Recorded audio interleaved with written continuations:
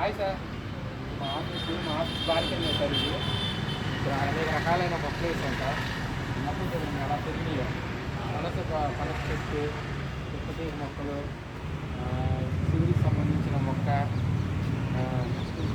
చాలా మొక్కలు వేసాం. గోంగూర మొక్కలు, దానిమ్మకాయ మొక్క, నెక్స్ట్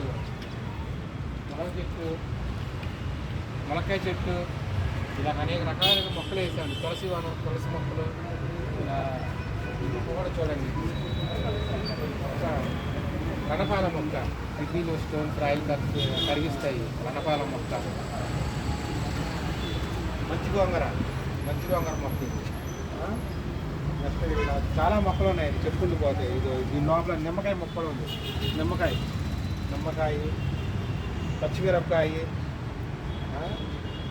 అది ములక్కాయలు చూడండి ఎలా కాస్తాయి. ఇప్పుడే కిందలు వచ్చి ఈ 4-5 రోజులు, ఒక నెల రోజుల్లో ఈ మనకి తినడానికి పనిచేస్తాయి. ఈ శంకు పూలు శివుడికి సంబంధించిన పూజలో వాడతారు. శంకు పూలు అంటారండి. ఇవన్నీ శంకు పూలు ఈ విధంగా వస్తాయి. ఫ్లవర్ ఈ విధంగా వస్తుంది. శంకు పువ్వు మొక్కలు పువ్వులు ఈ విధంగా ఉంటుంది. శంకు పువ్వులు ఇది. నెక్స్ట్ ఏమో తులసి చెట్లు. అది ఎండకి కొద్దిగా ఎండిపోయినాయిలేండి, నీళ్ళు పోస్తున్నాం అయినా ఎండిపోయినాయి మొక్కలు. తిప్పతీగ, ఇది వచ్చి తిప్పతీగ బాగుంటుంది ఆరోగ్యం. షుగర్ వాళ్ళకి చాలా పనిచేస్తుంది. ఈ చెట్టు తెలుసా మీకు? పనస చెట్టు. ఇది ఇతను నాటితే పెద్ద అయింది. ఇది మేము వేసినప్పుడు చిన్న మొక్క, అది పిల్ల. ఇది చాలా పెద్ద అయిపోయింది చూడండి. నెక్స్ట్ ఇటు వచ్చేమో తులసి చెట్టు. ఇదేమో ఇది ఆడవాళ్ళు పెట్టుకుంటాను గోంగూర.